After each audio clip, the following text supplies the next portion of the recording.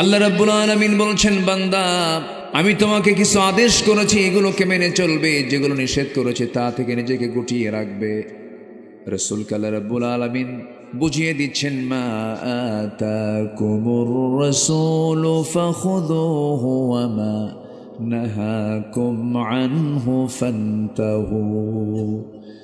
রাসূল যা কিছু নিয়ে এসেছেন তা তোমরা গ্রহণ করো। মা আতাকুমুর রাসূলু ফাখুযুহু, তিনি যা নিষেধ করেছেন তা থেকে তোমরা নিজেকে বারণ রাখো, নিজেকে দূরে রাখো। বান্দার জীবনে যত গুনাহ হবে এর মধ্যে সবচেয়ে বড় গুনাহ হলো শিরকের গুনাহ, 1 নাম্বার অপছন্দনীয় কাজ আল্লাহর কাছে। এই 17টা অপছন্দনীয় কাজের মধ্যে কেবল আমি 1 নাম্বার বলতেছি, শিরকের গুনাহ। কিসের গুনাহ বলেন? শিরকের গুনাহ। আল্লাহ রাব্বুল আলামিন সূরাতুন নিসার 48 নম্বর আয়াতে বলছেন, ইন্নাল্লাহা লা ইয়াগফিরু আন ইউশরাকা বিহি ওয়া ইয়াগফিরু মা দুনা যালিকা লিমান ইয়াশা ওয়া মান ইউশরিক বিল্লাহি ফাকাদ ইফতারা ইসমান আযীমা। জোরে বলুন আল্লাহু আকবার। আল্লাহ রাব্বুল আলামিন বান্দার সকল গুনাহগুলোকে মাফ করে দিবেন, কিন্তু শিরকের গুনাহ কখনো মাফ হবে না। ওয়া মান ইউশরিক বিল্লাহি ফাকাদ হারামাল্লাহু আলাইহিল জান্নাহ। যে ব্যক্তি শিরক করবে তার জন্য জান্নাতটা হারাম হয়ে যাবে, তার জন্য জান্নাতটা বাজেয়াপ্ত হয়ে যাবে, সে জান্নাতের গন্ধ কখনো পাবে না। এই জন্য আমার বন্ধুগণ, কিছু কিছু গুনার ক্লাস আছে, দুনিয়ার জিন্দেগিতেও কিছু কিছু ভুল আছে। আপনি কাউকে থাপ্পড় মেরেছেন, আপনার ফাঁসি হবে না, কিন্তু আপনি একজনকে গুলি করে মেরে ফেলে দিয়েছেন। 2 অপরাধ কি একরকম নাকি? 2 অপরাধের শাস্তি কি একরকম না 2 রকম? 2 রকম। বান্দার ভুল হতেই পারে, বান্দা ভুল করতেই পারে, কিন্তু কিছু কিছু গুনাহ আছে যে গুনার মাফ হবে না। এর মধ্যে অন্যতম হলো শিরকের গুনাহ। শিরিকটা কি? শিরিক এমন একটি গুনার নাম, বান্দা নিজেও টের পায় না আমি কখন শিরিক করে ফেলেছি। পিঁপড়া হাঁটলে যেমন পিঁপড়ার হাঁটার আওয়াজ কানে যায় না, বান্দা যখন শিরিক করে বান্দা নিজে অনেক সময় টের পায় না। মাস্টার্স পাস করেছে, পড়াশোনা সম্পূর্ণ হয়ে গেছে, বিসিএস পরীক্ষায় চান্স হয় নাই, ভাইবা হয় নাই, রিটেন হয় নাই, হতাশ চিত্ততা নিয়ে এক সময় বলেই ফেলে, আল্লাহ কি করে খাবো, আমি তো শেষ হয়ে গেলাম, কেমন করে চলবো, কেমন করে খাবো, কেমন করে আমি ঘুরবো ফিরবো। এই যে হতাশা, কে আমাকে দেখবে, কে আমাকে চালাবে, এই যে কথার মধ্যে তার যে অনেকগুলো কথা বের হয়ে গেছে, এর মধ্যে শিরকের কিছু গন্ধ আছে না নাই? আসতে বলবেন না, আছে না নাই? আল্লাহ নিজে বলে দিচ্ছেন, ওয়া মান ইয়াতাওয়াক্কাল আলাল্লাহ ফাহুয়া হাসবুহ। যে ব্যক্তি আল্লাহর প্রতি জীবনের সকল জায়গায় ভরসা রাখবে তার জন্য কাউকে দরকার হবে না, তার জন্য আমি আল্লাহ নিজে যথেষ্ট। জোরে বলেন সুবহানাল্লাহ। কার কথা? পৃথিবীতে মানুষ ছাড়া কোনো প্রাণীর কোনো খাদ্য গুদাম আছে নাকি? আছে? নাই। শুধু পিঁপড়া ছাড়া একটা প্রাণী আছে, পিঁপড়া। শুধু পিঁপড়াটা কিছু খাবার মজুদ করে, এছাড়া পৃথিবীতে কোনো প্রাণীর খাদ্য গুদাম নাই। কোন প্রাণী কি না খেয়ে মারা যায়? মানুষ আসতে কয়, মানুষ মারা যাচ্ছে না? ফিলিস্তিন, বর্তমান দুনিয়া, আধুনিক দুনিয়াতেও মানুষ না খেয়ে মারা যাচ্ছে, মানুষ না খেয়ে মারা যাচ্ছে। এটা খাদ্যের ঘাটতির কারণে নয়, বন্টনের দুর্নীতির জন্য। ঠিক কি না? বন্টনের দুর্নীতির জন্য। খাদ্যের সংকট নাই, বন্টনের সংকট। কিসের সংকট বলেন তো? ঠিক আছে, বন্টনের সংকট। সম্মানিত ভাইয়েরা, সম্মানিত বন্ধুগণ, আজকের আধুনিক দুনিয়াতে এমনও দেশ আছে মাসের পরে মাস খাবার নাই, পানি নাই। ফিলিস্তিনের ছোট্ট ছোট্ট বাচ্চাগুলো বাপ হারিয়েছে, মা হারিয়েছে, ঘর বাড়ি বোম্বিং করে উড়াইয়া দিয়েছে। সেই ছোট্ট ছোট্ট বাচ্চাগুলো খোলা আকাশের নিচে দাঁড়িয়ে আকাশের দিকে তাকিয়ে বলে, আকাশের মালিক, শুনলাম গোটা দুনিয়াতে নাকি প্রায় 200 কোটি মুসলমান, আজকে আমাদের পেটে কোনো খাবার নাই, আমরা আজকে না খেয়ে আছি। কই পৃথিবীর কোনো মুসলমান তো আমাদের সাহায্যে আমাদের পাশে দাঁড়ায় আসে না, দাঁড়াচ্ছে না। আল্লাহ তোমার আদালতে তাদের বিরুদ্ধে মামলা দিলাম, কি জবাব দিবেন আপনি? সম্মানিত ভাইয়েরা, পৃথিবীর কোন প্রাণী না খেয়ে থাকে না।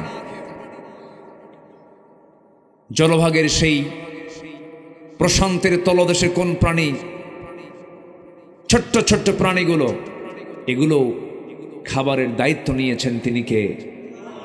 এগুলো প্রাণীকে কে খাওয়ান? আল্লাহ খাওয়ান।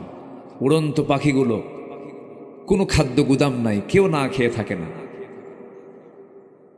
কিন্তু মানুষের মধ্যে এত প্রবলেম কেন? মানুষ তো খাদ্য গুদামও বানিয়েছি, খাদ্যের মজুদও খাদ্যের মজুদও করে থাকে, এরপরও মানুষের এত সংকট কেন?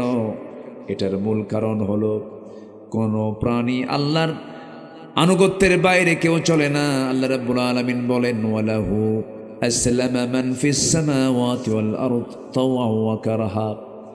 আসমান জমিনে যত প্রাণী আছে সমস্ত প্রাণীগুলো ইচ্ছাই হোক অনিচ্ছাই হোক আল্লাহর কাছে তারা সারেন্ডার করছে, আত্মসমর্পণ করছে। কিন্তু সবচেয়ে বড় প্রবলেম হলো বান্দার ভিতরে। আসতে বলবেন না, জোরে বলেন ঠিক কিনা? বান্দার ভিতরে বুকটা আমার ফেটে যায়। এতগুলো মানুষ, আমার দেশের মুসলমান, বিশ্বের অনেক দেশ সফর করেছে। আমার মনে হয় যদি হিসাব করা হয়, যদি গড় হিসাব করে দেখা হয় কোন দেশের মুসলমান সবচেয়ে কম নামাজি, আমার মনে হয় সেই দিক থেকে বাংলাদেশটাই ফার্স্ট হয়ে যাবে। শুক্রবারের দিনও মুসলমান নামাজে যায় না।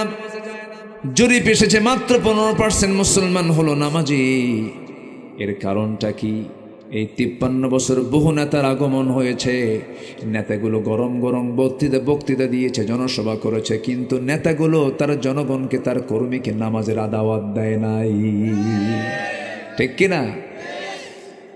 ও যুবকরা, তোমরা রক্ত দিয়েছ, দেশকে জুলুম থেকে মুক্ত করেছ, তোমাদের কাছে আমার প্রাণের দাবি, আমি তোমাকে সতর্ক করার জন্য বলছি, যে নেতা তোমার হাতে মদের বোতল তুলে দেবে, যে নেতা তোমার হাতে নারীকে তুলে দিবে, যে নেতা তোমাকে অস্ত্র তুলে দেবে, যে নেতা তোমাকে নামাজের কথা বলবে না, যে নেতা তোমাকে পরকালের ভয়ের কথা বলবে না, ওই নেতা তোমার জন্য দুনিয়াতেও বিপদের কারণ, আখিরাতেও বিপদের কারণ। ওই সমস্ত নেতৃত্বের মুখে তোমরা জুতা মারো, থুতু মারো। ঠিক কিনা?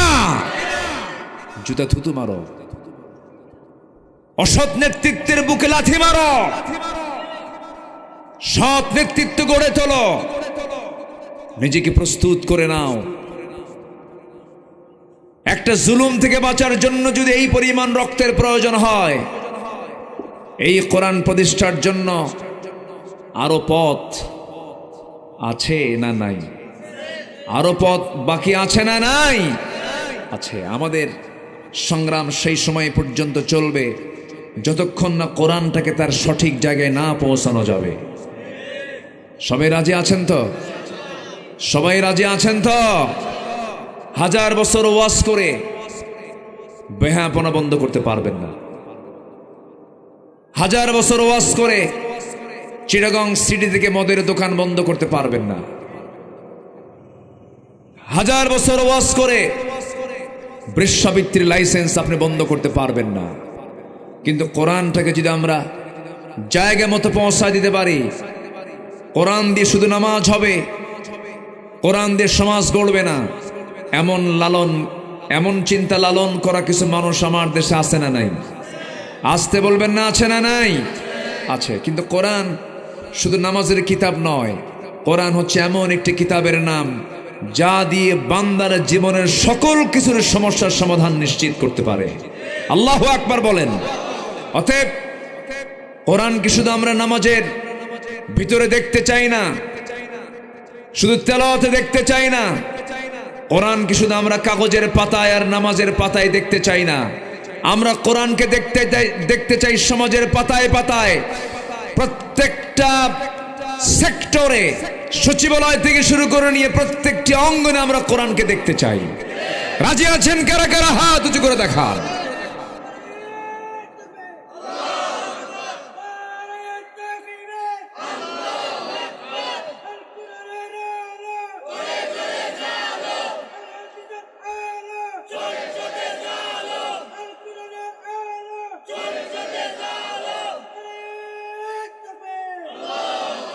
আল্লাহ কবুল করুন, জোরে বলি আমিন, আরো জোরে আমিন।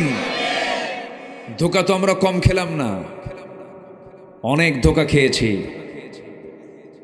এই 53 বছরে যে বৈদেশিক সাহায্য আমার দেশে এসেছে, এর 75% চলে গেছে নেতাদের পকেটে, কোনো কাজ হয়নি। যা ছিল দেশের সম্পদ, এই 16 বছরে 18 লক্ষ কোটি টাকা দেশের ঋণ রেখে ওরা নিজেদের পকেট ভরাইছে, 11 লক্ষ কোটি টাকা দেশ থেকে পাচার করেছে। আমরা সুন্দর করে সাজাতে চাই দেশটাকে, অন্য কিছু দিয়ে নয়। আমরা কারো বাবার আদর্শ প্রতিষ্ঠা করতে চাই না, আমরা কারো স্বামীর আদর্শ প্রতিষ্ঠা করতে চাই না, আমরা প্রতিষ্ঠা করতে চাই কার বিধান? আসতে বলবেন না, কার বিধান? এই চিন্তা লালন করে আমরা সামনের দিকে আগাবো, জোরে বলি ইনশাআল্লাহ। আমাদের সাহায্য করবেন কে? সাহায্য করবেন কে? কিন্তু সাহায্য যে করবেন তিনি, কিন্তু আল্লাহর যদি অপছন্দনীয় কাজ যদি আমাদের মধ্যে থাকে, তাহলে কে সাহায্য করবেন? শিরকের কোনো গন্ধ রাখা যাবে না, শনিবারে বাঁশ কাটা যাবে না। আছে নাকি এগুলো? আছে? হ্যাঁ, এইদিকে রবিবারে। আচ্ছা, আমার ওই এলাকায় শনিবারে। খুব সুন্দর মানুষ আপনারা। শনিবারে বাঁশ কাটা যাবে না, মঙ্গলবারে বিয়ে হওয়া যাবে না, আর বিয়ের দিন, বৃষ্টির দিন বিয়ে হওয়া যাবে না। বৃষ্টির দিন যদি বিয়ে হয়, সারা জীবন ওর চোখের পানি ফুরাবে না। ওই যে বৃষ্টি পড়তেছে, ওর চোখের পানিও ফুরাবে না। এরপরে এরকম শিরকের কথা এরকম বহু আসানা নাই, বলেন তো? আচ্ছা, সম্মানিত বন্ধুগণ, শিরক এটা মারাত্মক গুনাহ। আমার দেশের একটা বিশাল অংশ মাজার দেখলেই মাথা খারাপ হয়ে যায়। আছে নাকি? আছে না নাই বলেন তো? আচ্ছা, চিটাগাংয়ের দিকে কিন্তু আরো বেশি। শুধু মাজার দেখা মাত্র ওদের মাথা গরম।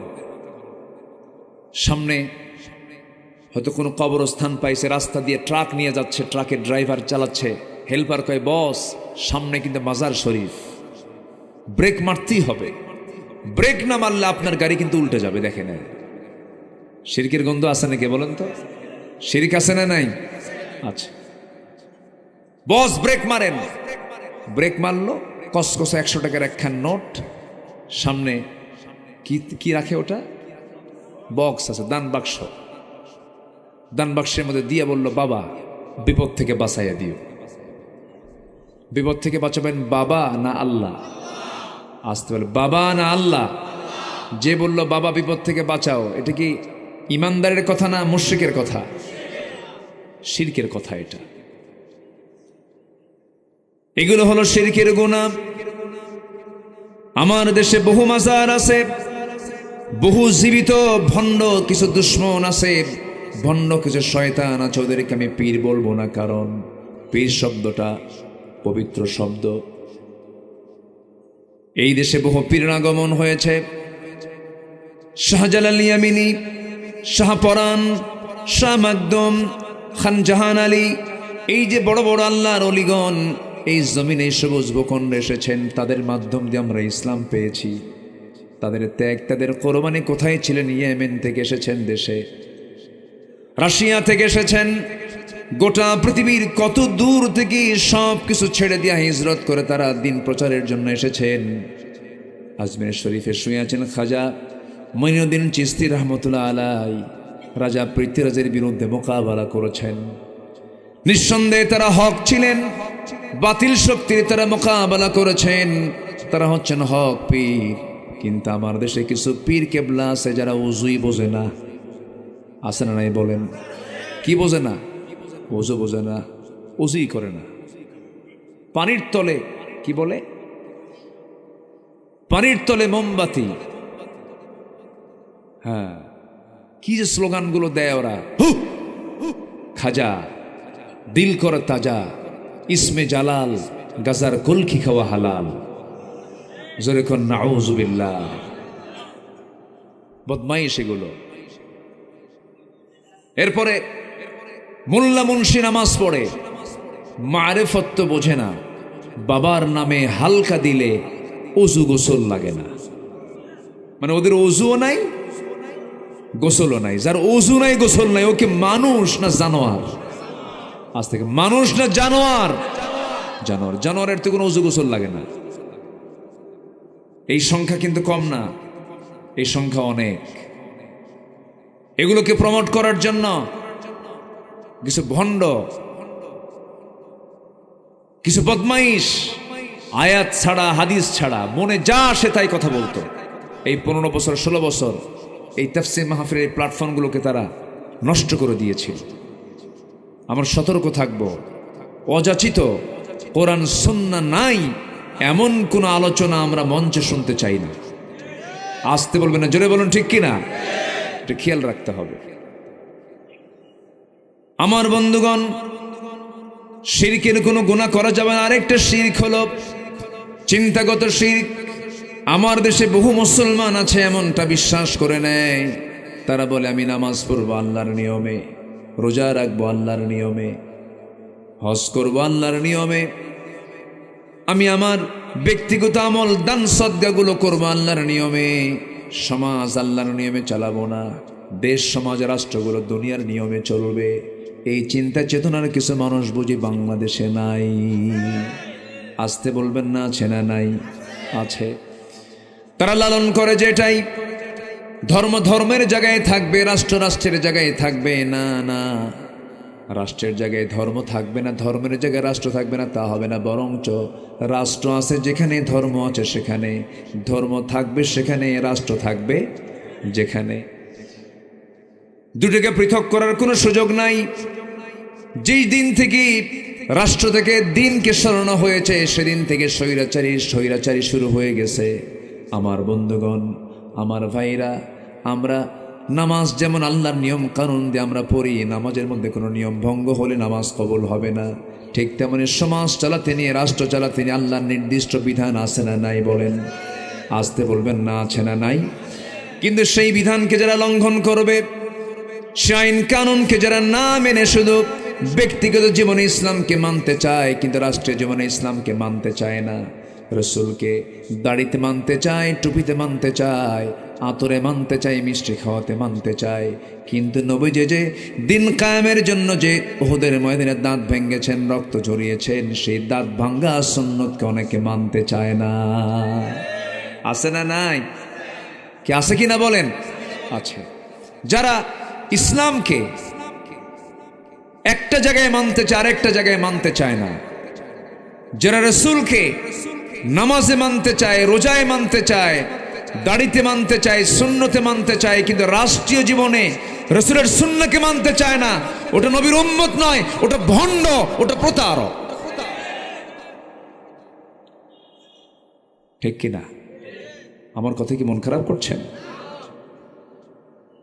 সম্মানিত ভাইয়েরা, সম্মানিত বন্ধুগণ, আমরা শিরকের ধারে যাব না। যদি এমন চেতনা কেউ লালন করে, সে মুশরিক। আমরা আইন মানব কার? আসতে বলবেন না, আইন মানব কার? এক জায়গায় না, সব জায়গায়। সব জায়গায় আমার আল্লাহর আইন মানতে হবে। একটু জিকির করি, লা ইলাহা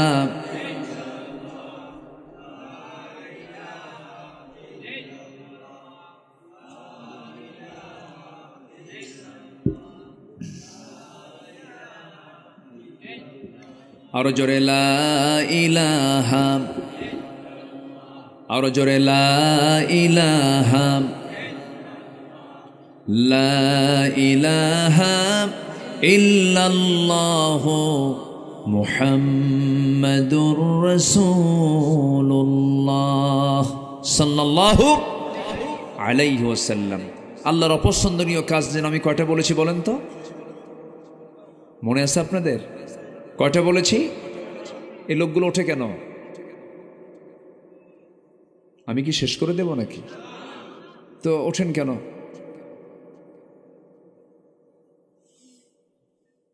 বসুন। আচ্ছা, মাহফিলে বসা আগে দরকার না ধৈর্য ধরা আগে দরকার? বসা আগে দরকার না ধৈর্য আগে দরকার? ধৈর্য। বসুন। সময় তো বহু জায়গায় বহু ব্যয় করি, সারা বিকাল চলে যায়, চার আড্ডা শেষ হয় না, কি ঠিক কিনা?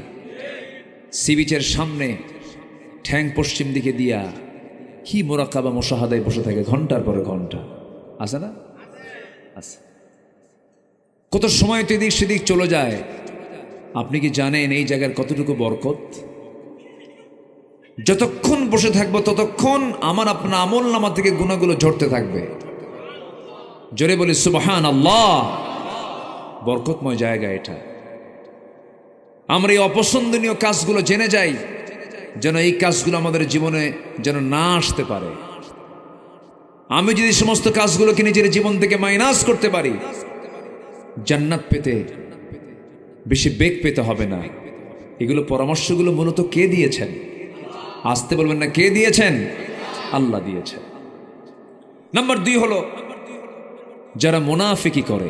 মুনাফিকি হচ্ছে আল্লাহর কাছে সবচেয়ে অপছন্দনীয় একটা কাজ। আল্লাহ রাব্বুল আলামিন মুনাফিকের শাস্তিটাকে সবচেয়ে বেশি রেখেছেন।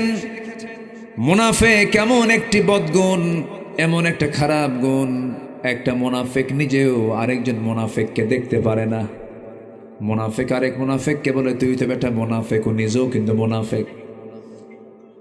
আল্লাহ রাব্বুল আলামিন মুনাফিকের শাস্তি নিয়ে তিনি নিজেই বলতেছেন, ইন্নাল মুনাফিকিনা ফিদ দারকিল আসফালি মিনান নার ওয়ালা তাজিদ লাহুম নাসীরা।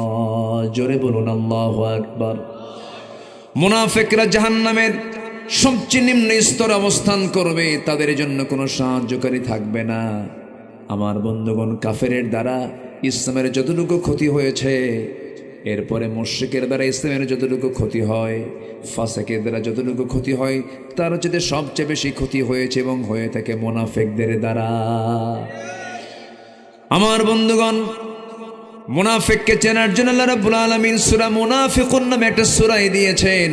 মুনাফিকদের চেনার 1 নম্বর দিক হলো আল্লাহ রাব্বুল আলামিন কোরআনে কারীমের মধ্যে তিনি নিজে উল্লেখ করেছেন, মুনাফিককে চিনতে হলে 1 নম্বর ওদের বদগুণ জেনে নাও। ইন্নাল মুনাফিকিনা লাকাযিবুন। মুনাফিকদের 1 নম্বর বদগুণ হলো তারা সবচেয়ে বড় মিথ্যাবাদী হয়। এখন বলুন, যারা মিথ্যা কথা বলে তাদের আল্লাহ তাআলা কি বলেছেন বলেন? আস্তে করে কি বলেছেন? কি বলেছেন? কি বলেছেন? এটা আমার ফতুয়া না, আল্লাহর ফতুয়া। ইন্নাল মুনাফিকিনা লাকাযিবুন। যারা মুনাফিক তারা মিথ্যাবাদী হয়। আমার নবী যাবার ব্যাখ্যা দিতে নিয়ে বলেছেন, ইযা ওয়াদা আখলাফা ওয়া ইযা তুমিনা খান। যখন সে ওয়াদা করে ওয়াদা ভঙ্গ করে, যখন তার সামনে কোনো আমানত রাখা হয় আমানতের খেয়ানত করে ফেলে, আর যখন সে কারোর সঙ্গে কথা বলতে যায় বেফাস কথা বলে, মুখ খারাপ করে কথা বলে, এই 4টা বদগুণ আছে যার, মুনাফিক সে হয়ে যায়। মুনাফিকের লক্ষণ হলো 4টা। আমার বন্ধুগণ, এখন আমি প্রশ্ন করব, আমার দেশে বুঝি একটা মুনাফিকও নাই? তো পেকুয়া নাই? হ্যাঁ, পেকুয়া আছে? এত সুন্দর মাহফিল, কেউ নড়ে না চড়ে না, আলহামদুলিল্লাহ বসে আছেন। শান্ত হও। কি হয়েছে? কি হয়েছে? এত ফুল কেন? এগুলো কি ফুল? কি তাজা ফুল না প্লাস্টিক ফুল? এই জন্য এত নড়ে। রেখে দেন। তারা সুন্দর করে কোরআনের বাগানটাকে সাজিয়েছে, বলি আলহামদুলিল্লাহ। জি, বসে পড়ুন, বসুন। আলহামদুলিল্লাহ। আমাকে সময় দিচ্ছেন তো নাকি? কেবল 1 ঘন্টা গেল, 1 ঘন্টা চলছে। পয়েন্ট চলতেছে কয়টা? বলেন কয়টা পয়েন্ট চলতেছে? আরো আছে কয়টা? ওয়াজ কি শুরু না শেষ? নুরু, ওয়াজ কি শেষ না শুরু? সময় নিয়ে বসুন। আমরা আজকে 17টা পয়েন্ট একটা একটা করে শিখে যাব। জোরে বলি ইনশাআল্লাহ। তাহলে মিথ্যা কথা বলে যে মুনাফিক, কি ঠিক কিনা বলেন? এটা কি আমার ফতুয়া না আল্লাহর ফতুয়া? আমরা তো কেউ মিথ্যা কথা কই না। হ্যাঁ, মিথ্যা কথা বলি। তাহলে নিজেকে নিয়েও টেনশন আছে না নাই? বলেন, নিজেকে নিয়েও টেনশন আছে না নাই? অন্যকে নিয়ে আপনি টেনশন করবেন কখন? একটু কান লাগান, মনোযোগ দিয়ে কথাগুলো শোনার চেষ্টা করুন। একজন ব্যক্তি জান্নাতের সংবাদ পেয়েছেন দুনিয়াতে বসেই। আল্লাহ রাব্বুল আলামিন নবীর কাছে জানিয়ে দিয়েছেন, ওমর ফিল জান্নাহ, ওমর জান্নাতি। এমন একজন জান্নাতের সংবাদ প্রাপ্ত একজন সাহাবী হাউমাউ করে একদিন কাঁদতে কাঁদতে চলে গেছেন এক সাহাবীর কাছে, নাম তার হুযায়ফা। হুযায়ফার সামনে গিয়ে বলছে, ভাই হুযায়ফা, আল্লাহ রাসূল তোমার কাছে একটা তালিকা দিয়েছেন, সেই তালিকা হলো মুনাফিকদের তালিকা। আমার মনে হয় দেখো, মুনাফিকের তালিকা তোমার হাতে যে দেওয়া হয়েছে, ওই তালিকাটা বের করে দেখো তো। আমার সন্দেহ হয় আমার নাম ওমর, ওই নামটা আছে কিনা দেখো তো।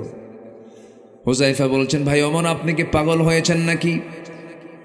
আপনার ব্যাপারে তো ঘোষণা হয়ে গেছে আপনি জান্নাতি।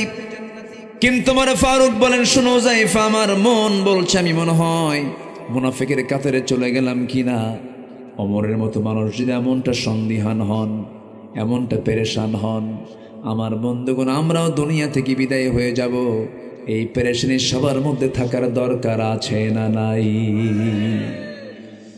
সাইয়্যিদিনা হামজা রাদিয়াল্লাহু তাআলা আনহু বাড়ি থেকে একদিন দূর মেরে মেরে রাস্তা দিয়ে যাচ্ছেন আর বলছেন, না ফাকা হানজালা, না ফাকা হানজালা, হানজালা মুনাফিক হয়ে গেছে, মুনাফিক হয়ে গেছে। একজন সাহাবী বলছেন, হানজালা তোমার কি হয়েছে বলো? হানজালা বলছে, আমি মনে হয় মুনাফিক হয়ে গেছি।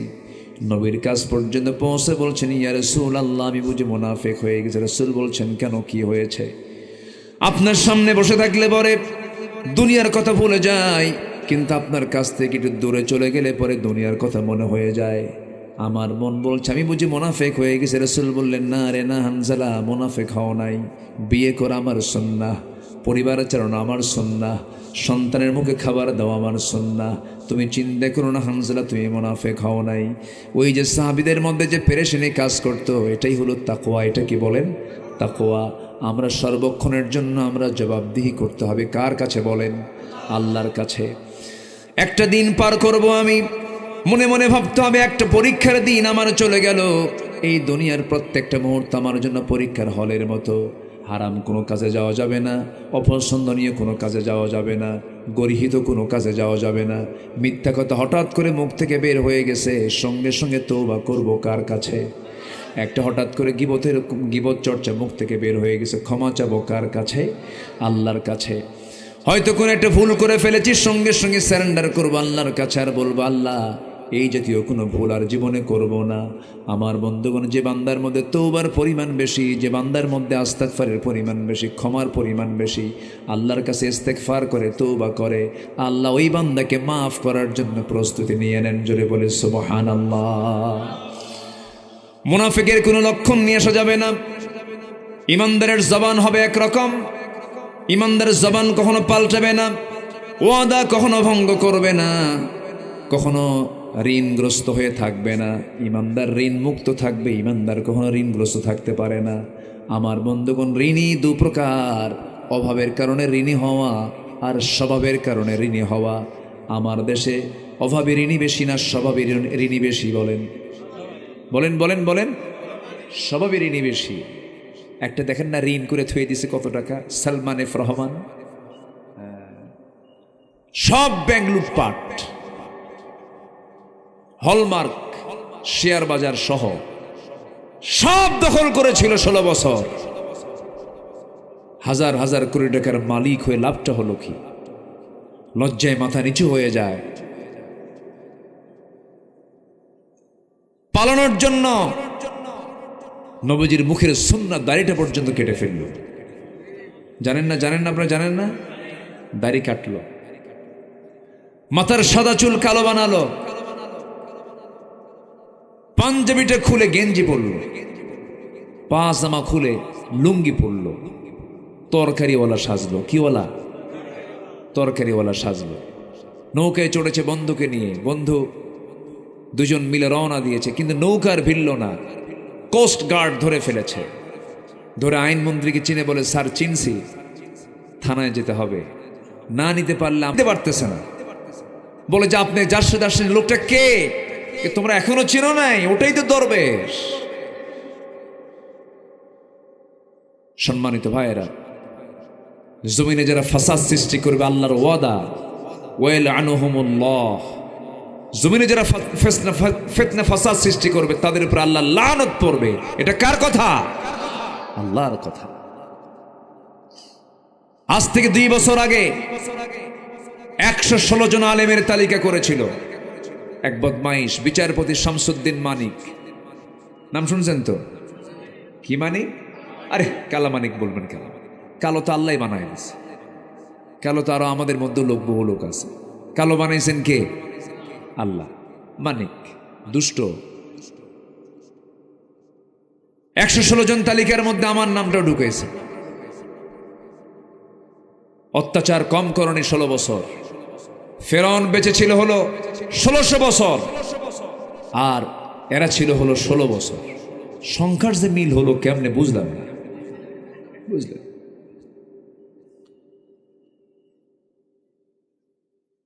এই 16 বছর কম অত্যাচার করনি।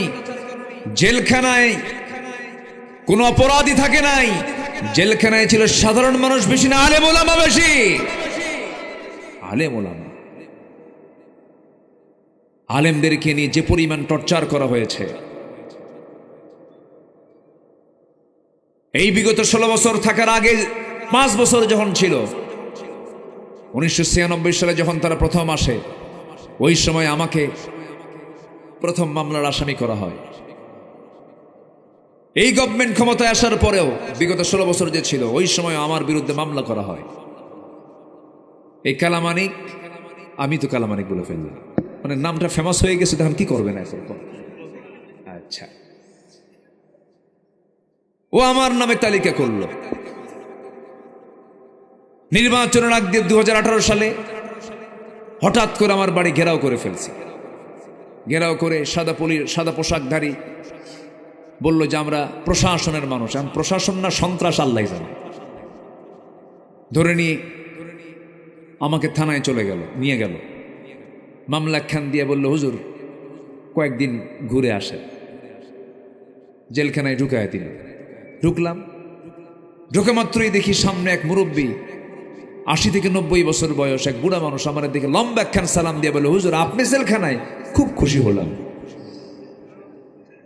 তো বললাম যে ঢুকলাম জেলখানায়, আপনি খুশি হলেন কেন? কেউ ওয়াজ শুনতে যায়, কত দূর থেকে ওয়াজ শুনি, মোসাফা করতে পারি না, কথা বলতে পারি না, তা আপনি এত সুন্দর আমার কাছে এসে ধরা দিলেন, তো এটা কি আমার দুঃখের সংবাদ না আনন্দের সংবাদ? সম্মানিত ভাইয়েরা, আমি তাকে বললাম, চাচা আপনার মামলা কি? তো বলে, বাবা আমার মামলা হলো বিস্ফোরক মামলা, আমি বোমা মারছি, বোমা। বলেন তো 85-90 বছরের মানুষের কি হাতের ফিটনেস থাকে? ও মারতে যাবে একদিক, উল্টো ওর গায়ের উপরে পড়বে। এই চিত্রায়িত হয়েছে 16 বছর। সম্মানিত বন্ধুগণ, সেই বিচারপতি মানিক আলেমের তালিকা করতে গিয়েছে, 2 বছর পার হয়নি। পালানোর জন্য সে ত্রিপুরা হয়ে দিল্লি যাবে। সিলেটের মানুষ তাকে ধরে মোটামুটি আপ্যায়ন করেছে, মেহমানদারি করেছে। উত্তম মাধ্যম দিয়ে শেষ পর্যন্ত বিসি শুদ্ধ আউট করছে। সম্মানিত বন্ধুগণ, সম্মানিত ভাইয়েরা, ওরা যেমন আমাদের 16 বছরের তালিকা করেছে, প্রত্যেকটি মুহূর্ত ত্রাস সৃষ্টি করেছে। আমরা সুস্পষ্ট জানান দিতে চাই, এই বাংলার সবুজ ভূখণ্ডে ইখতিয়ার উদ্দিন মোহাম্মদ বিন বখতিয়ার খলজির এই দেশে, শাহজালালের এই দেশে, শাহ মাকদুমের এই দেশে যারা নাস্তিক্য চেতনা লালন করতে চায়, যারা আল্লাহ বিরোধী রসুল বিরোধী কোন চেতনাকে প্রমোট করতে চায়, তাদের আমাদের এখন তালিকা করার সময় হয়েছে। ঠিক কিনা বলেন? জাহাঙ্গীরনগর ইউনিভার্সিটি একটা পবিত্র শিক্ষাঙ্গন। মনে আছে কিনা আপনাদের জানা আমি জানি না। এক কুখ্যাত ছাত্র, তার নামও মানিক, 100টা নারীর জীবন ধ্বংস করে, 100 জন নারীকে ধর্ষণ করে, ছাত্রীকে ধর্ষণ করে, ধর্ষণের সেঞ্চুরি উপলক্ষে সে ক্যাম্পাসে এসে সাংবাদিক সম্মেলন করে সে মিষ্টি বিতরণ করেছে।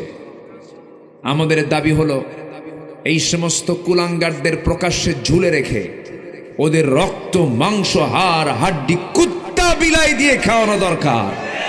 রাজি আছেন কারা কারা? হাত উঁচু করে দেখান মুসলমান।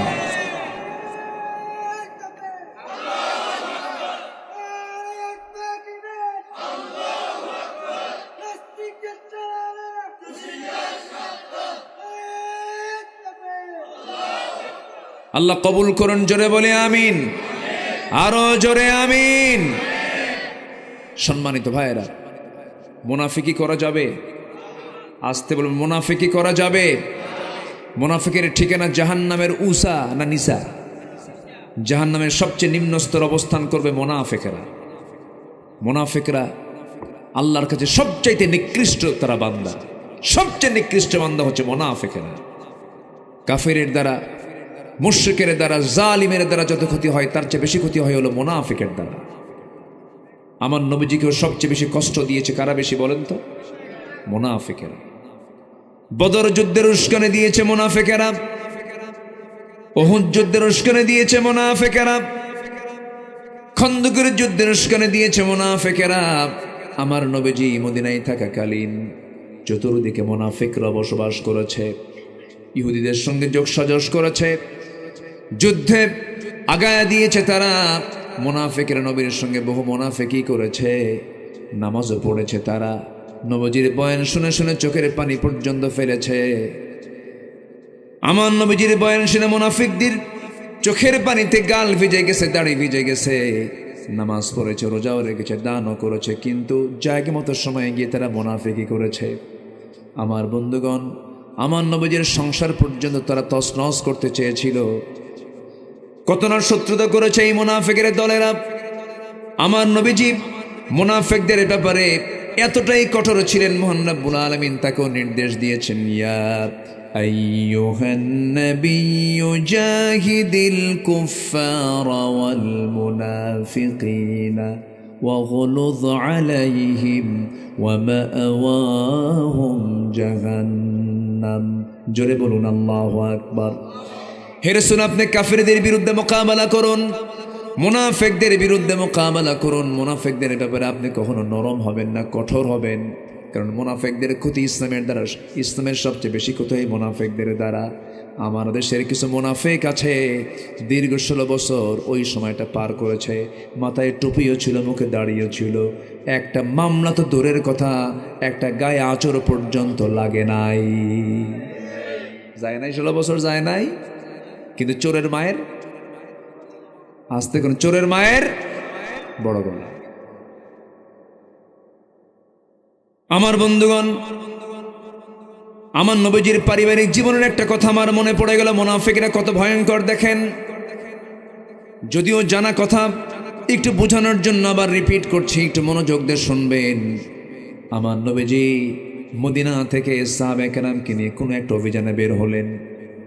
সেই অভিযান থেকে আবার ফেরার পথে নবীজি একজন সাহাবীকে দায়িত্ব দিয়ে বলেন, সাহাবী শোনো, এই জায়গা থেকে মদিনায় যাওয়ার পথে এতগুলো সাহাবী, কিছু সাহাবী পথ হেরে যেতে পারে, পথ ভুলে যেতে পারে। সাফওয়ান, তোমার দায়িত্ব হলো যে সমস্ত সাহাবী আমার পথ ভুলে যাবে তাদেরকে ধরে ধরে নিয়ে তুমি তোমার নিজ দায়িত্বে মদিনা পর্যন্ত পৌঁছায়া দিবা। সাফওয়ান বলছেন, ইয়া রাসূলুল্লাহ, ঠিক আছে, আপনার দায়িত্ব, আপনার দেওয়ার দায়িত্ব আমি যথাযথভাবে পালন করব। কিন্তু বাদ তো কেউ পড়ে নাই, বাদ পড়েছেন আসল মানুষ, তিনি হচ্ছেন আমার নবীজির প্রাণ প্রিয় স্ত্রী আয়েশা সিদ্দিকা রাদিয়াল্লাহু তাআলা আনহা। কেমন করে বাদ পড়লেন? ফেরার পথে তিনি ছিলেন উটের পিঠে, পালকির ভিতরে, হাওদার ভিতরে হঠাৎ করে তিনি বলে ফেললেন, ওই উট যিনি চালাচ্ছিলেন তাকে ডাক দিয়ে বলছেন, আমার হাজুদের চাপ এসেছে, প্রকৃতির চাপ এসেছে, আমাকে নামায় দাও। উটটা বসায় দেওয়া হলো, পালকি নামায় দেওয়া হলো। পালকি থেকে, হাওদা থেকে নেমে তিনি আড়ালে চলে গেলেন শৌচকার্য করার জন্য। দেরি হয়ে গেছে, একটু ফিরতে দেরি হয়েছে। আম্মা জান আয়েশা এত চিকন ছিলেন যে, এত কম ওজনওয়ালা ছিলেন যে, যে সাহাবী দায়িত্ব নিয়েছেন সেই সাহাবী ভেবেছেন মনে হয় আম্মা জান আয়েশা ফেরত এসেছেন, হাওদার মধ্যে উঠেছেন, পালকিতে উঠেছেন। পালকিটা আস্তে করে টান দিয়ে তিনি উটের পিঠে বসায় দিলেন, কিন্তু আম্মা জান আয়েশা বাদ পড়েছেন, তিনি টের পান নাই। অর্থাৎ আম্মা জান আয়েশা থাকলেও যে ওজন, না থাকলেও সে ওজনে, এত ওজন শূন্য তিনি ছিলেন। বাদ পড়ে গেছে। আম্মা জান আয়েশা কি রেখে সবাই চলে গেছে। সব যখন চলে গেছেন বহুদূর পর্যন্ত, আম্মা জান আয়েশা এসে দেখেন কেউ নাই। সামনে আস্তে করে চাদর মুড়ি দিয়ে তিনি বসে গেলেন। পর্দার বিধান তখন নাজিল হয়ে গেছে। আম্মা জান আয়েশা মনে মনে চিন্তা করেন, আহারে মনে হয় বিপদে পড়ে গেলাম। তিনি আল্লাহর কাছে দোয়া করছেন, প্রার্থনা করছেন, আল্লাহর ফায়সালা। দূর থেকে লক্ষ্য করে দেখেন কে যেন বসে আছে। ওই দায়িত্বপ্রাপ্ত সাহাবী কাছাকাছি এসে দেখেন কেউ তো বসে নাই। আমার নবীর স্ত্রী আম্মা জান আয়েশা সিদ্দিকা তিনি বসে আছেন। দায়িত্বপ্রাপ্ত সাহাবী বলছেন, আম্মা জান আয়েশা আপনি চিন্তা করবেন না, আপনার কোনো টেনশন নাই, আমি আপনাকে সঙ্গে করে নিয়ে মদিনা পর্যন্ত নিরাপদে পৌঁছায় দেব। এই কথা বলে আম্মা জান আয়েশাকে ঘোড়ার পিঠে চড়াইয়া দিলেন। রাত্রি নিরাপদে সফরে মদিনা পর্যন্ত আমার নবীর ঘরে পৌঁছায় দেওয়া হলো। নবীর ঘরে যখন তিনি পৌঁছে গেছেন, মুনাফিকদের কানে এই সংবাদ চলে গেছে, তোমরা কি জানো গত রাত্রিতে সাফওয়ানের সঙ্গে একই ঘোড়ার পিঠে আয়েশা এসেছে। আয়েশা ঠিক নাই, আয়েশার চরিত্র নষ্ট হয়ে গেছে, সতীত্ব নষ্ট হয়ে গেছে। যেরকম নাউজুবিল্লাহ। এই সমস্ত আচরণ যারা করে তাদের পরিচয় কি বলেন? আসতে কয়। এই ধরনের লোক মনে হয় বাংলাদেশে নাই। আসতে বলবেন না, আছে না নাই? আল্লামা সাঈদীর বিরুদ্ধে মামলা দিয়েছিল, ধর্ষণের মামলা। আরে এ তো শয়তানও মানবে না। শয়তান কবে আমি মিথ্যা কথা কই, কিন্তু এরকম মিথ্যা কথা আমি করি না। দোয়া করে দেব নাকি? একটু বসুন, ঠান্ডা লাগতেছে মনে হয় আপনাদের, অসুবিধা নাই তো? বলি আলহামদুলিল্লাহ। আমার বন্ধুগণ, এই কথা যখন চতুর্দিকে রিউমার ছড়াইয়া দিল মুনাফিকরা, চতুর্দিকে এই নিউজ যখন চতুর্দিকে চলে গেল, নবীর কানের সংবাদ চলে এসেছে অলরেডি। খারাপ কথা আস্তে ছড়ে না, দ্রুত ছড়ে, দ্রুত ছড়ে।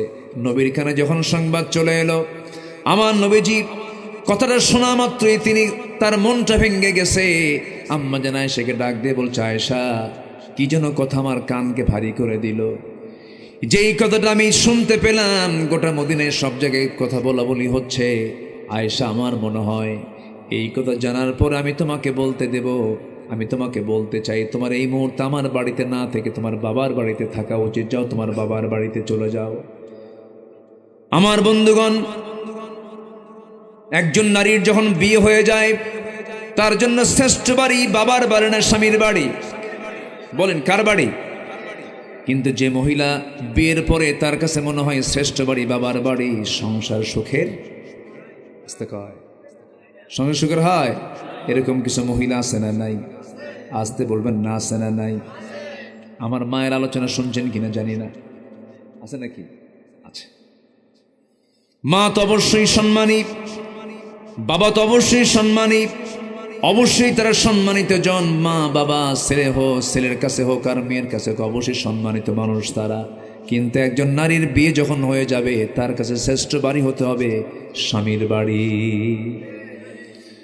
আম্মা জান আয়েশার কানে যখন সংবাদ চলে গেল, রাসূল যখন বলেন, আয়েশা তুমি তোমার বাবার বাড়ি চলে যাও, আম্মা জান আয়েশার চোখের কোনা বেয়ে বেয়ে টপ টপ করে পানি পড়ছে। আর রাসূলকে লক্ষ্য করে বলছেন, ইয়া রাসূলুল্লাহ, আপনি আমার স্বামী শুধু নন, আপনি বিশ্বনবী। আপনি আমাকে অর্ডার দিয়েছেন, আমি যেতে বাধ্য। আমি আমার বাবার বাড়ি চলে গেলাম, তবে একটা কথা বলছি ইয়া রাসূলুল্লাহি, আমার আপনার সঙ্গে যে বিয়ের বন্দোবস্ত হয়েছে, পৃথিবীর কোনো ঘটক কিন্তু এখানে ঘটকালি করে নাই। স্বয়ং আরশের মালিক আল্লাহ নিজে বিয়ের পয়গাম পাঠাইয়া দিয়েছে। ইয়া রাসূলুল্লাহ, আমি চললাম আমার বাবার বাড়িতে, আমি আল্লাহর উপরে তাওয়াক্কুল করলাম। জোরে বলেন সুবহানাল্লাহ। বিপদ যখন আসবে আমরা ভরসা করব কার উপরে? আল্লাহর উপরে। চলে গেলেন মায়ের বাড়িতে। মা ভালো করে কথা বলে না। বাপ হচ্ছেন আবু বকর সিদ্দিক রাদিয়াল্লাহু আনহু, তিনি ভালো করে কথা বলছেন না। তিনি বলছেন না, ও আমার মেয়ে আয়েশা, তুই রাসূলকে কষ্ট দিলি। সবাই তার প্রতি নেগেটিভ দৃষ্টিতে তাকায় আছে, ব্যবহার খারাপ করতেছে। কিন্তু আম্মা জান আয়েশা যে পুত পবিত্র মানুষ, সেজদায় পড়ে পড়ে কান্দেন। চিকন মানুষ আরো চিকন হয়ে যান, পাটখড়ির মতো হয়ে গেছেন। কাঁদতে কাঁদতে যায়, নামাজ ভিজে যায় গোটা রাত। আমার নবীজি যখন ঘুমাতে যান, ঘুমটা ধরে না। হাতটা আগায় দিয়ে ভাবেন আয়েশা বুঝিয়ে আসে, আয়েশা নাই। বুকটা খান খান হয়ে যায়। নবীজির চোখের পানিতে বালিশ ভিজে যায়, আম্মা জান আয়েশার পানিতে যায় নামাজ ভিজে যায়। নবীও কান্দে, আয়েশাও কান্দেন, সাহাবীরাও কান্দে। আর মোনাফেকরা হাসে। আল্লামা সাইদির ফাঁসির রায় দিয়া, রায় যেদিন হলো, গণজাগরণ মঞ্চে হাসির মিষ্টি সরালো। সেই জায়গায় কোথায় তোরা আজকে কোথায়? অনেক বাড়াবাড়ি করেছে তারা। ধরে না, ধরলে আল্লাহ ছাড়ে না। ফাঁসির রায় দিতে পারেনি, কিন্তু চক্রান্ত তারা বসে থাকে নাই। 2023-এর 13ই আগস্ট একটা সুস্থ মানুষকে জেলখানা থেকে জোর করে বের করে এনে হসপিটালে ভর্তির নামে, চিকিৎসার নামে পয়জনিং করে বোর্ড গঠন করে তাকে পরিকল্পিতভাবে হত্যা করা হয়েছে। আমরা তাফসীর মাহফিলের প্ল্যাটফর্ম থেকে স্পষ্ট ভাষায় জানান দিতে চাই, অবিলম্বে আল্লামা সাইদির খুনিদের দৃষ্টান্তমূলক শাস্তি নিশ্চিত করা হোক। রাজি আছেন কারা কারা?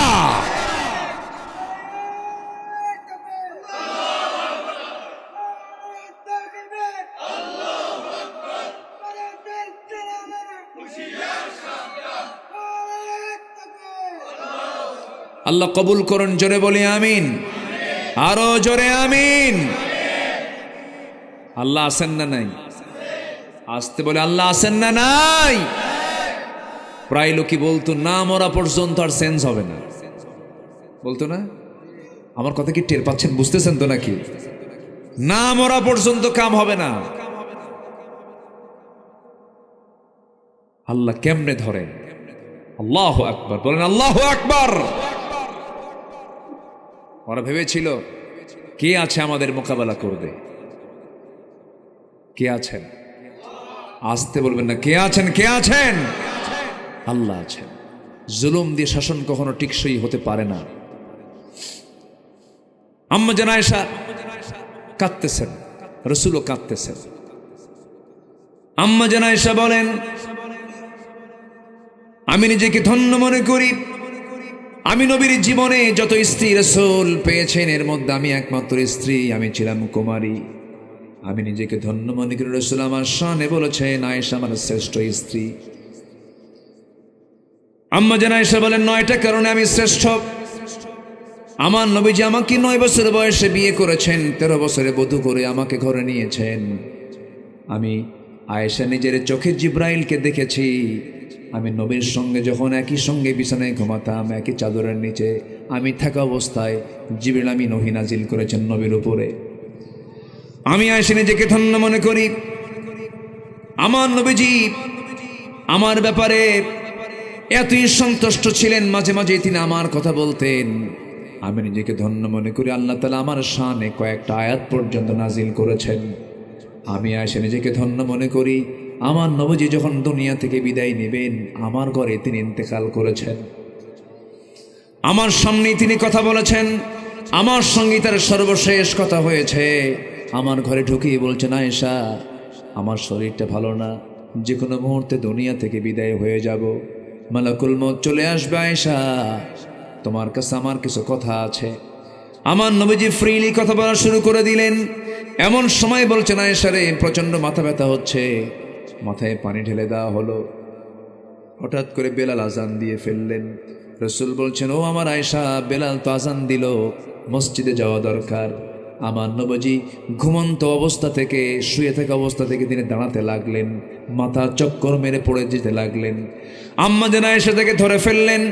ধরে ফেলে বলছেন, ইয়া রাসূলুল্লাহ, আপনারা বুঝে জামাতে নামাজ আর পড়ার কিসমত হবে না, আপনি পারবেন না।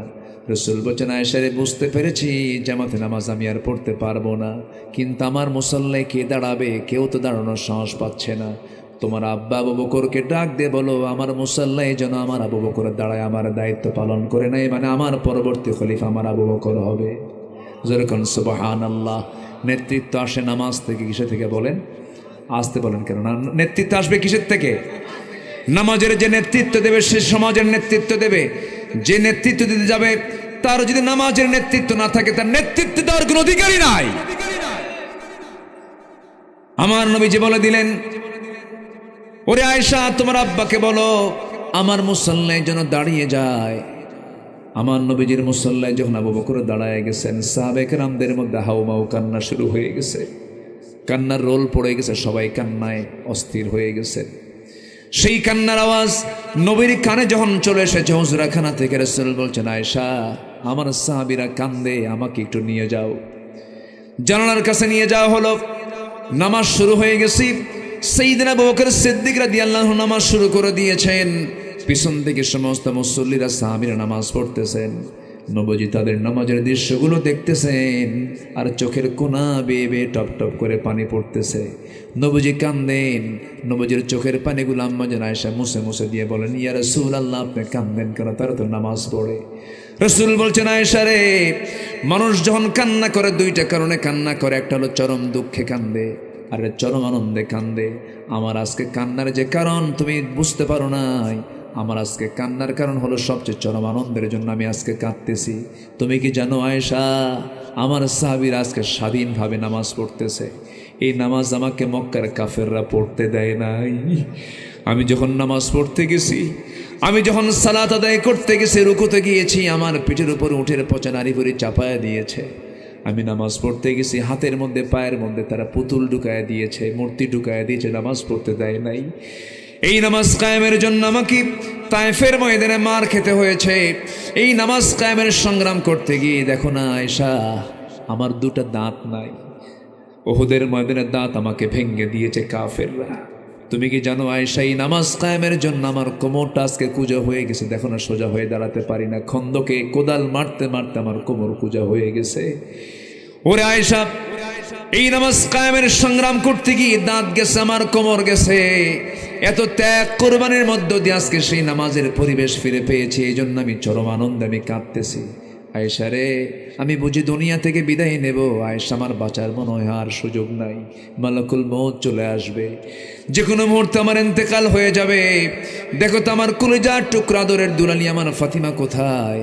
দরজার কাছে এসে তিনি হাজির হয়ে গেছেন, রাসূলকে সালাম দিচ্ছেন, কিন্তু চোখে মুখে তার কান্না, চোখ দিয়ে টপ টপ করে পানি পড়ছে। বুখারীর বর্ণনা, আমার নবীজি আস্তে করে আম্মা জানায়েশার পাশে ফাতিমাকে বসায়া দিয়ে বলছে, আমার কলিজার টুকরা মেয়ে ফাতিমা, এই দিকে আসো। কানের মধ্যে মুখ ঢুকায়া দিয়া কানে কানে বলছে, ফাতিমা রে, আমি দুনিয়া থেকে এখন বিদায় নিব, আমার বিদায়ের পর তুমিও দুনিয়া থেকে বিদায় নিবা। সান্ত্বনা দিলেন। সান্ত্বনা দিয়ে বলছেন, ফাতিমা, কবরের জিন্দেগিতে তুমি আমার পাশাপাশি থেকে যাবে। মৃত্যুর কথা শুনলে মানুষ ভয় পায়, কিন্তু ফাতিমা মৃত্যুর কথা শুনে তিনি ভয় পেয়েছেন, আনন্দ পেয়েছেন। আনন্দ পেয়েছেন, আহা, আব্বার সঙ্গে কবরের মাটিতে আমার দেখা হয়ে যাবে। আমার নবীজি দুনিয়া থেকে বিদায় নিয়ে নেবেন। এমন সময় বলছেন, ফাতিমা, কোনো চিন্তা করো না, যাও। এবার বলছে, আয়েশা, আমি দুনিয়া থেকে বিদায় নিয়ে নেব, দেখো তো ঘরের মধ্যে কোনো কিছু আছে নাকি। তন্ন তন্ন করে খুঁজে খুঁজে 5 খণ্ড স্বর্ণের টুকরা পাওয়া গেল, বার পাওয়া গেল। হাতের তালুতে নিয়ে বলছে, আয়েশা রে, এতটুকু সম্পদ আমি আমার ঘরে রাখতে চাই না, এটা দিন প্রতিষ্ঠার সংগ্রামে আমি দান করে দুনিয়া থেকে বিদায় হতে চাই। আমার নবীজি তাও দিয়ে দিলেন। আমার নবীজি এবার বলছেন, আয়েশা, আমি দুনিয়া থেকে বিদায় নিয়ে নেবে, মালাকুল মউত চলে আসবে, আমার জান কবজের জন্য প্রস্তুতি চলতেছে। ওরে আয়েশা, একটা কথা তোমাকে বলে দিচ্ছি, আমার উম্মতকে সর্বশেষ একটা মেসেজ দিয়ে দিবা, আমার উম্মতরা যেন কখনো 5 ওয়াক্ত নামাজ না ছেড়ে দেয়। সবাই কি নামাজ পড়তে রাজি আছেন নাকি? সবাই কি নামাজ পড়তে রাজি আছেন? জোরে বলি, ইয়া আল্লাহ, আমাদেরকে 5 ওয়াক্ত নামাজ আদায় করার তৌফিক তুমি আল্লাহ দিয়া দাও।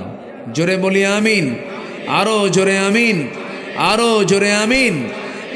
আমার বন্ধুগণ, আমার নবী যে এই কথা বললেন, দুনিয়া থেকে তিনি বিদায় নিয়ে নিলেন। নবীজির শেষ কথা ছিল সালাত। আমার আল্লাহ তাআলা কিয়ামতের দিন প্রথম কথা বলবেন কি নিয়া? আরো জোরে কি নিয়া? জাহান্নামে যাবার এক নাম্বার কারণ কি বলেন? সালাত। কিন্তু আজকে কত নেতা আমার দেশে আসলো গেল, কেউ তো সেই সালাতের বয়ান কেউ করলো না রে ভাই, ঠিক কি না? সব ধোঁকাবাজ, সব কি ধোঁকাবাজ। যে আপনাকে জাহান্নাম থেকে বাঁচার জন্য সতর্ক করবে না, সে কিসের বন্ধু, সে কিসের নেতা? জুতা মারা দরকার বেদবদের। কষ্ট পাচ্ছেন? বাস্তব তো তাই। যে আমার পরকালের উপকারে আসবে না, যে আমার আখিরাতের উপকারে আসবে না, সে আমার কিসের নেতা? ওই নেতৃত্ব আমরা মানি না। জোরে বলি ইনশাআল্লাহ, জোরে বলি ইনশাআল্লাহ। আম্মা জান আয়েশা স্বামীর ঘরে না বাবার ঘরে? কেউ তো কিছু কয় না। কার ঘরে গেছেন? আলোচনা কি শেষ হয়েছে? আলোচনা আছে না নাই? জোরে বলি ইনশাআল্লাহ। আল্লাহ পছন্দ করেন কয়টা কাজ? আজকে আলোচনায় কয়টা কাজ? 17টা কাজকে অপকর্মকে অপছন্দ করেন। এর মধ্যে চলতেছে কয় নাম্বার? আরো আছে কয়টা? 15টা। বলেন এখন মাহফিল কয়দিন হওয়া দরকার?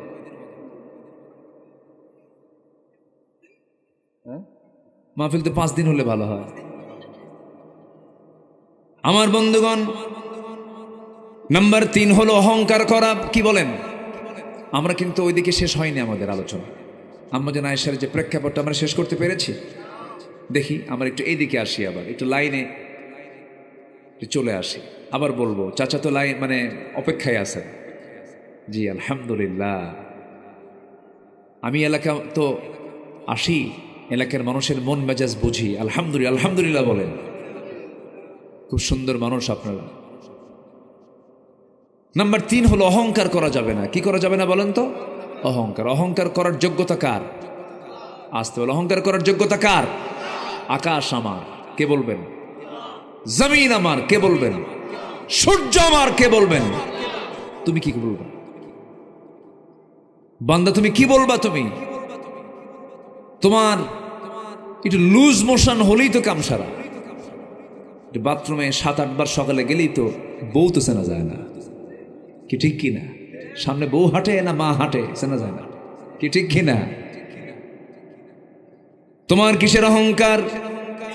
তুমি তো দুর্বল, শ্রমিকে নির্গত এক ফোঁটা পানি থেকে তোমার জন্ম। তোমার তো কোনো উল্লেখযোগ্য, তোমার অহংকার করার মতো কোনো গুণ তোমার মধ্যে নাই। অহংকার করার একমাত্র যোগ্যতা বলুন, জোরে বলুন, কার? লিমানিল মুলকুল ইয়াওমা, আজকে রাজত্ব কার? তাবারাকাল্লাযী বিয়াদিহিল মুলকু ওয়া আলা কুল্লি শাইইন কাদির। সে অহংকার যখন বান্দার মধ্যে ঢুকে যাবে, তার পতন হয়ে যাবে। যখন বলে ফেলছে রাজাকের নাতিপুতিরা চাকরি পাবে নাকি, কইছে না? এটা কি বিনয়ের কথা না অহংকারের কথা? আল্লাহ কয় থাম। কি ধরে নাই? আল্লাহ ধরে নাই, ধরে নাই, ধরে নাই, ধরেছে। দেশ কি কারো একার? দেশ কি কারো একার না সবার? সবাইকে নিয়ে কথা বলতে হবে। আমার বন্ধুগণ, অহংকার করেছিল ফেরাউন, পানিতে চুবান দিয়ে মেরেছেন। অহংকার করেছিল নমরুদ, ন্যাংরা মশাদে বিদায় করেছেন। অহংকার করেছিল আবু জেহেল, নিষ্পাপ নাবালক সন্তানকে দিয়ে দুনিয়া থেকে তাকে বিদায় ঘটিয়ে দিয়েছেন। আমার বন্ধুগণ, যুগে যুগে যারাই অহংকার করেছে, ক্ষমতার অহংকার দেখিয়েছে, তাদেরকে মুহূর্তের মধ্যে শেষ করে দিয়েছেন তিনি আমার কে? জোরে বলেন, তিনি আমার কে? আল্লাহ।